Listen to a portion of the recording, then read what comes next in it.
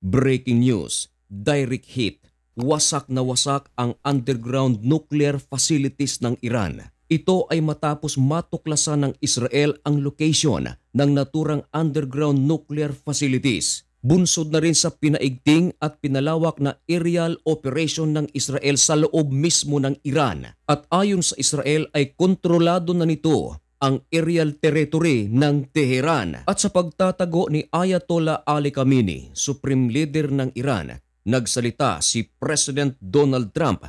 Ayon sa kanya, easy target daw ito. Sabay banta nito na wala raw ceasefire, kundi kinakailangan ni Ayatollah Ali Khamenei na sumuko. Nanawagan kasi si Ayatollah sa Gulf State at maging kay President Donald Trump mismo na nais na nitong magkaroon ng deal para sa ceasefire. Kaya ba ng Iran na umatake sa Israel gaya ng ginagawang pag-atake ng Israel sa Iran?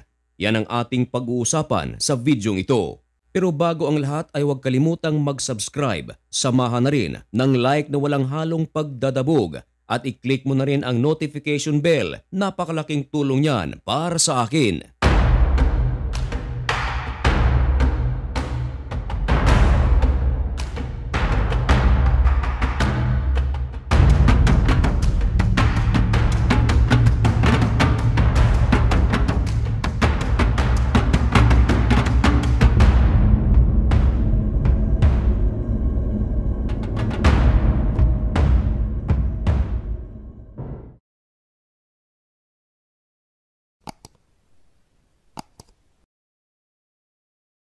Maligayang pagbabalik mga kaibigan.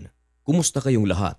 Ngayon ay June 18, 2025 at isang nagbabaga at napakabagong balita ang ating ihahatid sa inyo. Ito ay tungkol sa pinakabagong ginawang pag-atake ng Israel mismo sa loob ng Iran at ang matinding banta ni President Donald Trump para sa Supreme Leader ng Iran na si Ayatollah Ali Khamenei. Sa ngayon mga kaibigan, ang ginagawang mga pag-atake ng Iran sa Israel ay pakunti ng pakunti. Hindi katulad noong mga nakaraang araw na kung saan nagpapalipad ang Iran ng mga 100 na mga ballistic missiles. At ang pinaka-latest na ginawang pag-atake ng Iran sa Israel ay umabot lamang ng 10 ballistic missiles. Kaya naman, pinabagsak ito ng mga air defense systems ng Israel. Pero ganun pa man, ayon sa Israel, ay hindi pa rin daw sila magpapakampante sapagkat sa loob ng 4 na araw na bakbakan sa pagitan ng Israel at ng Iran, hindi maikakaila na marami rin ang damage na natamo ng Israel. May mga tao pa nga na namatay. At ayon sa Israel, sa lahat ng mga pag-atake ng Iran, 10% ang talagang tumama sa target. At ngayon, ayon sa Israel, kontrolado na nila ang airspace ng Tehran.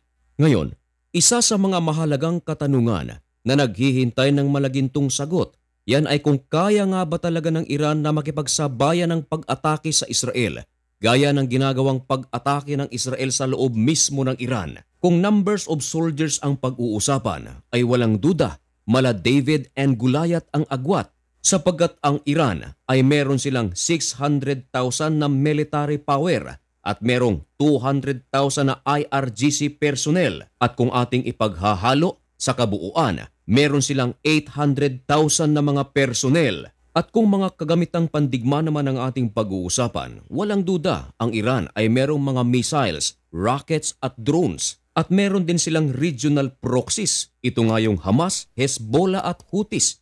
Pero ang Hamas at Hezbollah ngayon ay pilay na pilay. Samantala ang Houthi naman ay bantay sarado ng puwersa ng Amerika. At kung aircraft naman ang pag-uusapan, meron silang 350 na mga aircraft. Pero ito mga kaibigan ay noon pang 1979.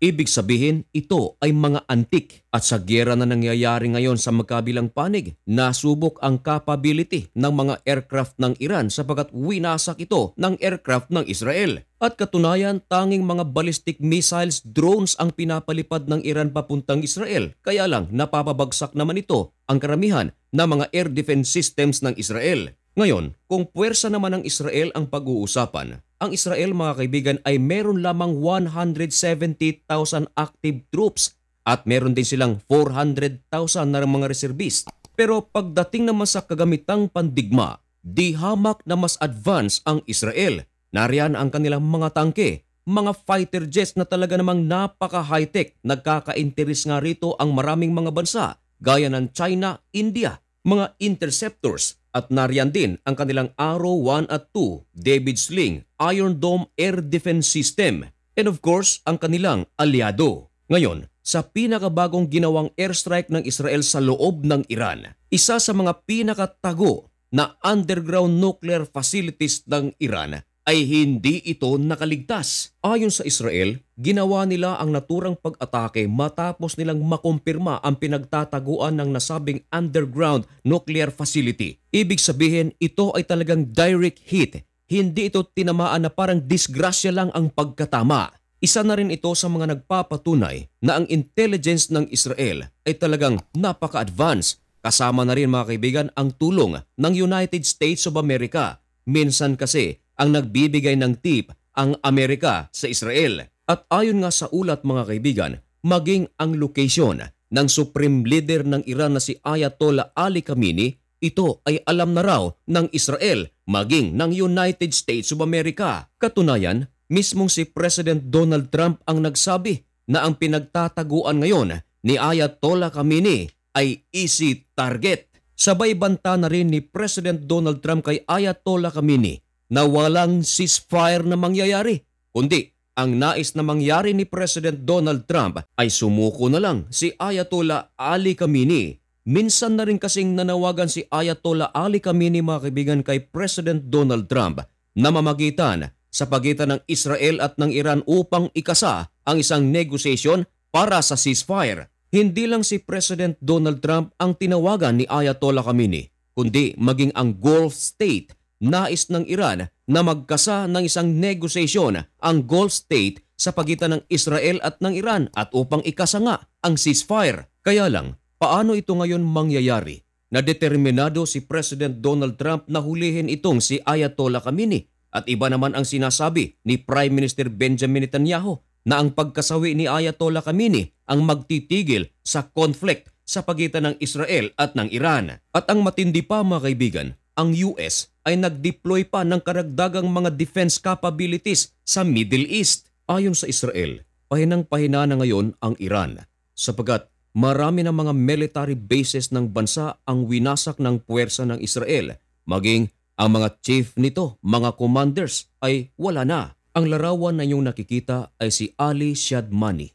Siya ay malapit na aide ng Supreme Leader ng Iran na si Ayatollah Ali Khamenei. Itinalaga siya bilang bagong Chief of Staff ng Iran noong Biyernes lamang sapagkat siya ang pumalit sa napaslang na dating Chief of Staff ng bansa. Pero 4 na araw lamang ang nakalipas, napaslang ito ng Israel. At ang inyong mga narinig ay ang mga kaganapan sa loob ng 5 araw na bakbakan sa pagitan ng Israel at ng Iran. At para sa mga susunod na mga update, maaaring tumutok lamang sa channel na ito. At kung gusto mo ang ganitong mga content at kung bago ka lang sa channel na ito, baka naman pwedeng makahingi ng kaunting pabor. I-subscribe mo na ang napakaliit nating channel na ito. At sa lahat ng aking mga kababayan, Luzon, Visayas at Mindanao, lalong-lalo na sa ating mga kaibigan, kababayan na nasa Israel, kumusta po kayong lahat dyan? Sana po ay nasa maayos kayong kalagayan. At sa ating mga kababayan dyan sa Jordan, kumusta po kayo? Sana okay lang kayong lahat. At mga kaibigan, hanggang dito na lamang muna ang video ito. May God bless you and thank you so much for watching. Goodbye!